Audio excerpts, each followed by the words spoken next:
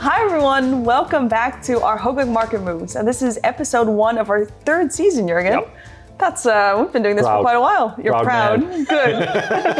So where should we start today?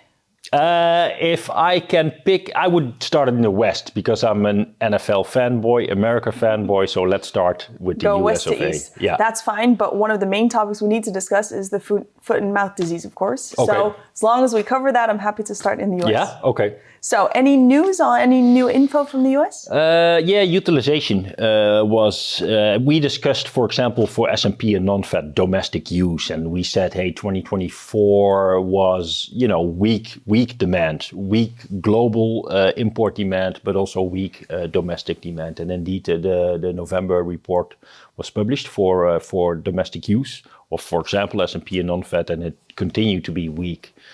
So that's one. Of course, the November report for US milk production was also published a few weeks ago, but that had the very negative California and struggles there too. So that's something that we anticipate. For example, December US milk report, how is bird flu doing in California and how was it going on in December? Yeah, but the margins for the farmers are still good in the US. Yeah. Well, not only in the US, but in Europe too. New Zealand should have good margins. Pretty much every exporter region sees good margins. Chinese farmers are perhaps struggling a bit with their farm gate payout because there it's low. They had oversupply. Yeah, okay, so in the US, EU, and New Zealand, farmers are motivated to produce as much as they can, but struggling due to some animal diseases. Yeah. Which is indeed, foot and mouth disease is one, and that's the most recent one. Yeah, so for those who don't know foot and mouth disease, do you want to quickly just explain what it is? It's highly contagious. It's a disease that can affect several types of animals, and amongst them cows and milk cows. And usually, what governments do, if it spreads because it's highly contagious, then it comes with culling and problems with exporting your product because it's, dangerous to import product that's hypothetically contagious. Yeah, but only dangerous for the animals, not for humans. Yeah, not for humans. It's a danger for the animals, also due to, governmental policies to contain it. And in the past, there have been outbreaks, and some were contained pretty fast, but some others, 2001 from the top of my head, we had a spread in Europe, UK, parts of France, parts of the Netherlands with that disease. So it can go both ways. And in this case, so there were 3 water buffaloes that were infected in the Brandenburg area in Germany? Yeah, correct. And it's not spread as far as we know? No, the latest report was this morning that I read from Germany, and today is the 20th of January, and they said, no new cases so far. And 3 water buffaloes died from the disease, and the other 11, because this was some sort of small hobby project for the buffalo hobby project. And, unfortunately for those cows, but the other cows were killed, they're dead because to stop the spreading. And so far, it seems to have been successful. Okay, good. But something definitely to watch. And also with, getting health certificates for exports. That's a struggle now in Germany. Yeah, it gave turbulence to Europe's market last week because of all the export trouble. And, if you have German product sourced, then it's a problem. But if you have, for example, Dutch or French product sourced, then, hey, maybe you're happy because your product is a bit more, wanted. So it comes with a lot of problems. But, so far, so good, it seems. Okay. All right. And in general, milk production within Europe? Good that you ask. November was just, it's the individual countries reported. So you can calculate a November number, and it was growing by 1.6%. And most people would have expected growth because November 2023 was ultra weak, was the weakest month ever. Well, not ever, but very weak. And so you would expect growth. But what stood out for me was Ireland, for example. It also had a weak comparable in 2023, but it grew with, I think, if you round it, 34%. So it was a pretty big chunk in European growth in November. And people who need, for example, butter or who deal with butter or, products that are typically coming from Ireland, they would want to know that because, it leads to increases in production, at least from the year-over-year perspective. But that growth figure in Europe could be a bit temporary because the November 2023 was so weak. Yeah, the margins are there. Blue tongue was still, the after effects of blue tongue were still a thing in November. And the question mark remains, hey, how will flush be? Because the comparables by then weren't as weak as the November comparable, but also how will those Polish farmers deal with blue tongue? Will it be a thing again? They've not had any blue tongue in Poland. No, not really. No. It reached Poland right at the start of the fall when temperatures were dropping. Oh, okay, so it might have stopped there.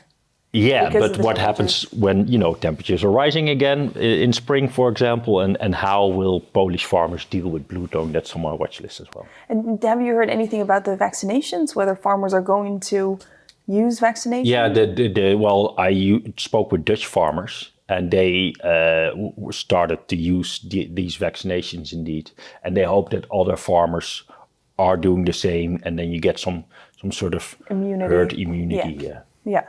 Okay, let's see. And but they've learned their lesson, and the Polish farmer not per se. And I wish them all the best, of course. But it's a bit of a debate because not all Dutch farmers were vaccinating before blue tongue was a thing in the Netherlands either. It's so similar pattern there. Yeah. So have to see what happens in Poland. Yeah.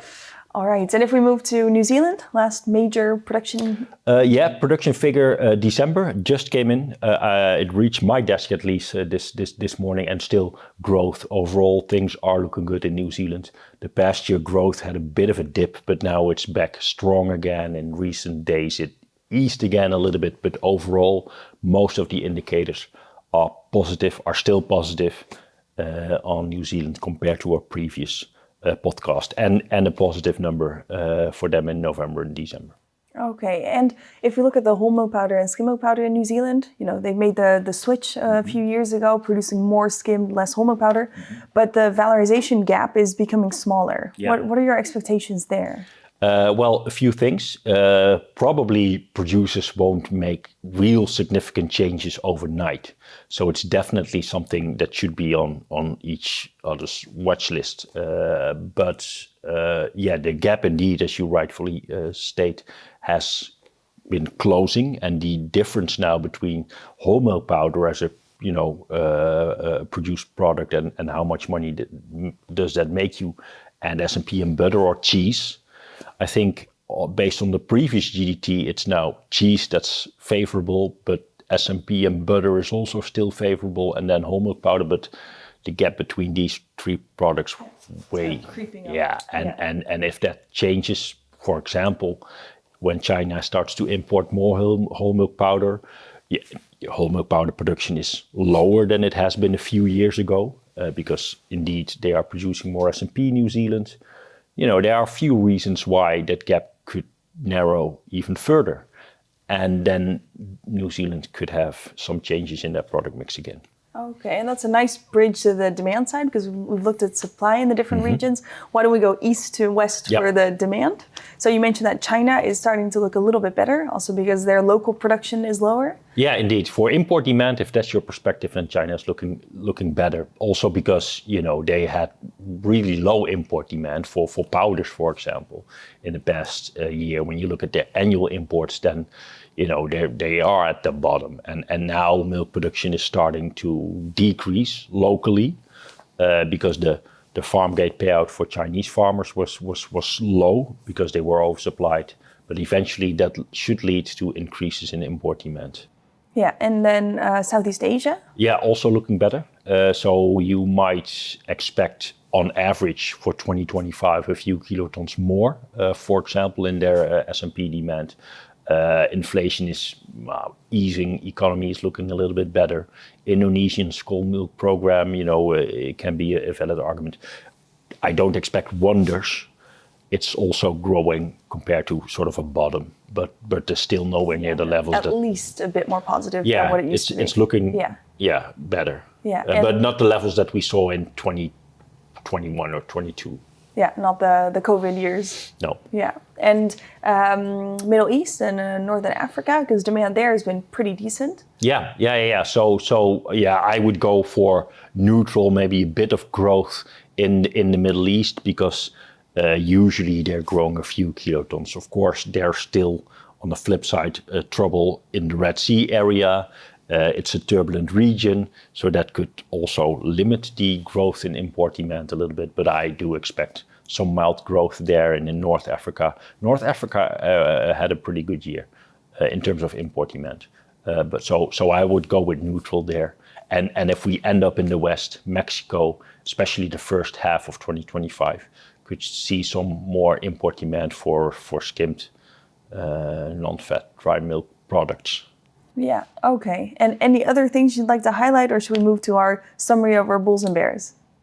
Yeah, I wanted to talk about the NFL, but I had the wrong pick as a winner. So I was naive. So we'll leave that for now. Yeah, we'll leave that for now. I had Detroit, and they never won the Super Bowl, I think. So yeah, that was naive. But hey, you know, it's Detroit. You wish them all the best, right? At least for once. Well, let's go to the Bulls and Bears. So let's just do them together. So what are some bullish signs that we're seeing? Better demand. Better demand globally, really, if we look at the whole picture. Yeah. And I sometimes wonder about the US domestic demand as well, because it was so low in 2024. Yeah, you're kind of thinking, can it be lower? Yeah, so can it kind be of lower? Expecting it to be a bit better this year. Yeah, perhaps. Yeah. And like we said, better demand from China, probably. Southeast Asia is looking slightly better.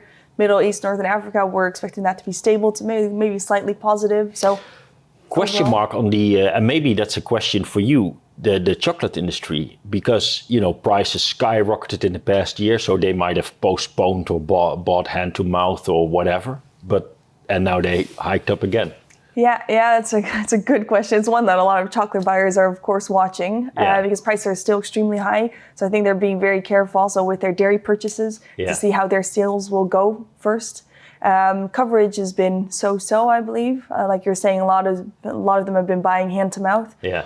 And I think they're all just trying to, manage their costs. So I think they'll see more of a hit this year than they did last year, because a lot of buyers had long-term cocoa contracts, and some of those will be expiring this year. So I think we'll see more of a hit in the chocolate industry this year. So do you? You don't have a crystal ball either, but would you expect, purely from the dairy perspective, because the domestic utilization in Europe and in the US was so low? Do you expect them to increase?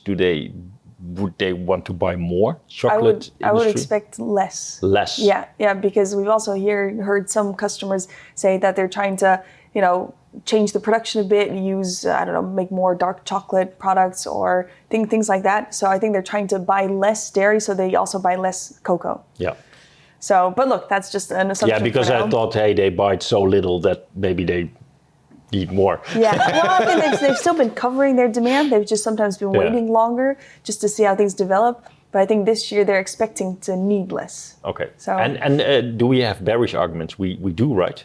We do. We have good margins globally for farmers, except for China. But I mean, in the three main regions, we have good margins. So we do expect, farmers to try to increase production. But like we said, there are some limiting factors as well. Yeah, but those who can will. And also the solids, right? Because the solids in the US were strong, as in the percentage of fat and protein. In Europe, it was strong, except protein had a month-over-month flat, but fat was up. New Zealand also. So the solids are also quite strong. Yeah. And that's also a button that farmers can sort of adjust if the margin is good enough. Exactly, yeah. So they'll definitely try that. Any other arguments on that side? No, but indeed, animal diseases are on the watch list. Yeah, definitely. And arguments on that side, as soon as bird flu eases in California and blue tongue is doing, is on the background in Europe, and the foot and mouth disease is just contained, then there might be a bit more room for growth. Yeah, that seems pretty good. Although, with warmer temperatures, we might see more blue tongue again. So it's kind of have to see how that goes. Yeah, that's wait and see. Yeah. All right. All right. Well, quite a lot in this episode. So we hope you enjoyed it, everyone.